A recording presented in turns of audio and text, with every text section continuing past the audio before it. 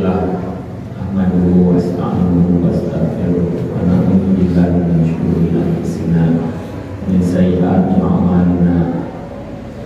May yahdihillahu fala mudilla lahu wa may yudlil fala hadiya lahu. Asyhadu an la ilaha illallah wa asyhadu anna Muhammadar Rasulullah. Allahumma shalli wa sallim ala abdika wa rasulika nabiyina Muhammadin wa ala alihi wa sahbihi ajma'in. Ibadallah, usikum wa nafsi bi taqwallah wa ta'atihi la'allakum tuflihun la'allakum turhamun. Qala Allah ta'ala fi kitabihil karim, a'udzu billahi minasyaitonir rajim. Walladzina jahadu fina lanahdiyannahum subulana wa anna Allaha lama'al muhsinin. Segala puji bagi Allah, Tuhan Maha Kasih, Tuhan Maha Sayang, yang senantiasa memberikan segala anugerah kepada kehidupan kita semua. Alhamdulillah, di hari ini kita bisa melaksanakan kewajiban Jumat. Semoga hidup kita senantiasa diberkahi, hidup kita senantiasa mendapatkan kebaikan, diiringi dengan segala kesehatan, rezeki yang mencukupi dari rezeki yang halal. Hadirin jamaah Jumat dan makmum, kehidupan yang paling menyenangkan itu adalah kehidupan yang disertai dengan dekat dengan Allah Subhanahu wa Ta'ala. Kita akan merasakan segala kepuasan itu ketika kita senantiasa membiasa dengan ibadah, mendekatkan diri kepada Allah Subhanahu wa Ta'ala. Ketika kita salat, sahur, zikir, baca Al-Quran, maka hidup itu akan senantiasa terasa ringan. Berapa banyak pun kita menghadapi cobaan ujian, hidup yang disertai dengan takaruf kepada Allah, hidup yang sangat menyenangkan. Allah menyebutkan di antaranya di surat Al-A'raf, ala bizikrillah tatma'innul qulub. Ketika kita hidup disertai dengan zikir, dekat dengan Allah, batin ini akan terasa tenang. Seberapa berat pun cobaan atau beban yang sedang kita hadapi. Ketika kita takaruf kepada Allah, zikir, salat, maka itu akan senantiasa menghilangkan kepenatan, rasa lelah jiwa dalam diri kita semua. Ada satu hadis dari Aisyah radhiyallahu anha. Di hadis Sahih Bukhari, Aisyah pernah menjelaskan, pernah menerangkan sebuah peristiwa. Syakat Fatimah ila Nabi sallallahu. Fatimah pernah mengadu kepada Nabi sallallahu alaihi wasallam di yadiha minallah, bahwa dia merasa kelelahan, tangannya begitu lelah karena mengurus rumah tangga, harus menggiling terigu, harus memasak di rumah karena saat itu belum ada perlengkapan rumah tangga yang meringankan. Pak Utia bisanya saat itu Rasulullah SAW mendatangkan beberapa tawanan, maka Fatimah patuh mendatangi Nabi SAW. Taskalahu hendak minta, taskalahu hendak meminta agar bisa membantu kehidupan rumah tangganya, meringankan pekerjaan rumah tangganya. Walau tua itu, tetapi ternyata keinginan Fatimah tersebut tidak disetujui oleh Rasulullah. Kemudian Fatimah mendatangi kepada Aisyah agar Aisyah menyampaikan ulang, mungkin dengan permintaan Aisyah, Rasulullah akan menyetujui keinginannya meminta salah satu tawanan untuk meringankan pekerjaan di rumah. Kemudian di malam harinya Rasulullah mendatangi Fatimah dan Ali. Kemudian Rasulullah SAW bersabda, ala adullukuma ala khairin mimma sa'altuma, maukah aku tunjukkan kepada kalian berdua terhadap sesuatu yang lebih baik dibanding sesuatu yang kalian minta. Ila akhwatuma, jika kalian sudah memasuki majma'uma tempat tidur kalian, fasabbiha salasa wa arba'a, fasabbiha maka bertasbihlah salatan wa salasina 33 kali. Kemudian wahmada bertahmidlah salatan wa salasina 33 kali. Wa kabiro dan bertakbirlah arba'an wa salasina 34 kali. Bahwa khairul lakuma min hadiyin, itu lebih baik dibanding seorang kembali bagi kalian. Kenapa Rasulullah mengajarkan seperti itu? Bukan memberikan beban, karena zikir takarrub kepada Allah bisa menghilangkan segala rasa tamah jiwa. Tidak dijamin satu keluarga ketika punya beban mungkin satu atau dua, jiwanya tidak lelah. Banyak orang yang punya beban tetap saja, walaupun dia tidak bekerja dari pagi dan sore, hatinya tetap mendapatkan masalah di sini. Penghilang kelelahan diri adalah senantiasa dekat dengan Allah, dengan menyebut nama Allah, dengan mendekatkan diri kepada Allah. Maka perintah menyebut nama Allah, berzikir itu banyak sekali diulang oleh Al-Quran. Wadrisma rabbika bukratan wa asila, sebutlah nama Allah di pagi dan sore.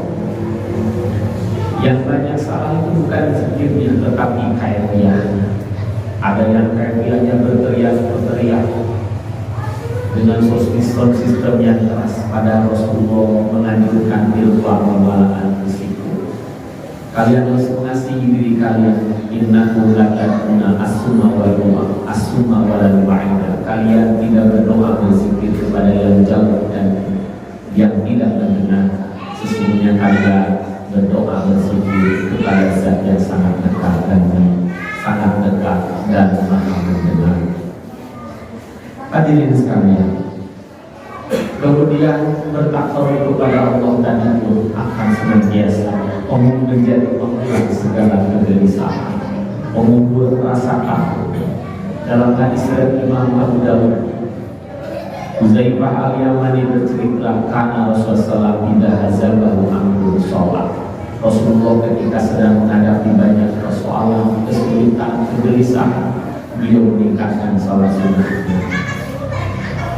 Itulah cara Rasulullah SAW menghadapi segala pergolakan kehidupan, dengan senantiasa mendekatkan diri kepada Allah, meningkatkan salat sunnah kita, meningkatkan zikir dan ingatan kita kepada Allah, dengan senantiasa melakukan membaca Al-Quran bertadarus, saum yang sunnah, maka kehidupan ini bakal merasakan dalam kehidupan. Maukah kita hidup sangat ringan dan damai? Takarrublah, dekatkanlah jiwa kita kepada Allah Subhanahu wa Ta'ala. Senantiasa kita berdekatan diri dengan Allah, dengan zikir, salat, tadarus, saum, maka tidak ada persoalan yang berat. Rasulullah dengan kita persoalannya jauh lebih banyak. Rasulullah SAW, rumah tangga yang dijalani Rasulullah itu ada 9 keluarga, 9 istri yang dihidupi yang bareng-bareng. Kita baru mengurus satu rumah tangga saja begitu luar biasa lelah. Nabi Daud dalam tafsir Ibnu Katsir mengurus satu kerajaan yang sangat luar biasa. Dikatakan di tafsir Ibnu Katsir bahwa ulu balangnya saja, satpamnya saja itu sekitar lebih dari 20.000 orang. Kekuasaannya melebihi sangat luar biasa. Daratan, lautan, gunung-gunung semuanya bertas. Kita baru diberi amanah untuk menguasai satu lokasi, satu RW, satu kelurahan, satu kecamatan. Banyak 24 jam rasa-rasanya tidak cukup untuk menyelesaikan. Rasanya tidak cukup waktu 24 jam untuk mengurus. Apa resep Nabi Daud untuk menyelesaikan? Nabi Daud untuk menyelesaikan salat malamnya sepertiga malam, saumnya selang sehari, maka Allah selesaikan beban-beban persoalan hidup. Kehidupan akan Salat yang paling disenangi oleh Allah adalah salat Daud. Beliau salatnya sepertiga malam. Saum yang disenangi oleh Allah adalah salat Daud. Beliau salatnya selang sehari. Dengan bekal itulah Nabi Daud bisa mengelola satu kerajaan yang sangat luas tanpa begitu kelelahan. Hari ini kita begitu lelah menghadapi kehidupan. Jangan-jangan kita jauh dengan Allah, jangan mendekatkan diri kepada Allah Subhanahu wa Ta'ala.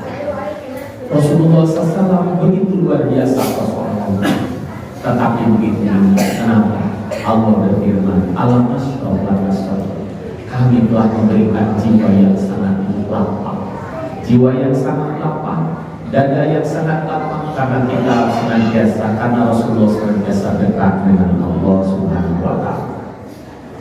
Hadirin jamaah Jumat rahimahullah, tetapi seringan apapun ibadah mendekatkan diri kepada Allah membutuhkan usaha yang sangat keras, membutuhkan kebiasaan ikhtiar, bahkan doa. Mari kita doakan doa kita. Allahumma inni ala zikrika wa syukrika wa husni ibadatika. Ya Allah, bantulah aku agar aku senantiasa konsisten dalam berzikir, bersyukur, dan agar ibadahku lebih baik lagi di masa depan. Ibadah kita, salat kita ingin menjadi lebih baik, karena dengan hal itu kita akan bisa menghadapi perjalanan kehidupan yang tidak pernah datar dan begitu memberatkan. Butuh kesungguhan, sehingga kita harus tampil dalam mendekatkan diri kepada Allah. Kesungguhan, keterampilan dalam beribadah, dalam ilmu akhlak disebut mujahadah. Seakan dengan kata jihad, jahadah, yujahidu, mujahadatan, wajihadah. Masdarnya 2 atau 3, wajihadah. Kata jihad seringkali dimaknai kesungguh-sungguhan dalam membela, menolong agama. Sedangkan mujahadah adalah kesungguhan seorang hamba dalam mendekatkan diri kepada Allah Subhanahu wa Ta'ala. Allah berfirman, walladzina jahadu fina. Dalam ayat ini, dalam tafsir dimaknai dan orang-orang yang bermujahadah, orang-orang yang serius mendekatkan diri kepada Allah, berjuang terus agar senantiasa dekat beribadah kepada Allah Subhanahu wa Ta'ala. Maka Allah akan memberikan kebaikan. Kebaikan yang pertama adalah lanahdiyannahum subulana. Kami akan senantiasa memberikan anugerah hidayah kepadanya. Hadirin sekalian, maukah kita mendapatkan petunjuk cahaya Allah dalam hati kita? Hidayah itu adalah cahaya yang Allah berikan kepada hati kita. Banyak orang tahu bahwa makanan sehat itu dia paham sedemikian rupa. Merokok itu tidak baik, olahraga itu sangat baik, tetapi tanpa hidayah banyak orang malas berolahraga. Banyak orang hatinya tidak mau memilih sesuatu yang baik, makanan yang sehat. Butuh hidayah. Allah memberikan cahaya pada hatinya, mau memilih makanan yang sehat, mau beraktivitas yang baik. Begitu pula banyak orang tahu bahwa beribadah itu sangat menyenangkan, bahwa sedekah itu bekal untuk akhirat. Tanpa hidayah, cahaya yang Allah berikan, dia tidak akan memilih sesuatu yang baik. Hidayah itu digambarkan dalam satu doa, Allahumma arinal haqqa haqqa warzuqna ittiba'ah wa arinal batila batila warzuqna istinabah. Ya Allah, tunjukkanlah kepada kami yang benar itu benar adanya. Banyak orang yang belum bisa membedakan mana tauhid, mana syirik, mana halal dan mana haram, mana sunnah dan mana bid'ah. Dan banyak orang yang sudah tahu pun kadang tidak punya rizki untuk melaksanakannya. Warzuqna ittiba'ah, maka ya Allah berikanlah kami rizki untuk menjalankan sesuatu yang benar. Wa arinal batila batila, ya Allah tunjukkanlah kepada kami yang salah itu kelihatan di mata kami salah. Warzuqna istinabah, dan berikanlah keterampilan kepada kami agar kami bisa menjauhinya. Hadirin sekalian, belajar yang kurang kita terampil. dalam beribadah seperti kita tampil dalam urusan ini. Saya suka melihat para pedagang begitu tampilnya ketika menghitung dengan kalkulator, dengan begitu cepatnya mereka menghitung uang. Mereka begitu tampil tentang harga-harga yang ada, barang-barang yang ada di toko atau di kios. Begitu terampil orang dalam urusan dunia. Begitu banyak orang mahir untuk mengurusi dunia, tetapi banyak orang kurang terampil dalam beribadah. Padahal begitu bingungannya dalam beribadah. Rasulullah SAW adalah contoh manusia yang sangat terampil. Dalam hadis dari Imam Muslim, Aisyah menerangkan karena Rasulullah SAW tidak amila amalan ahbadah.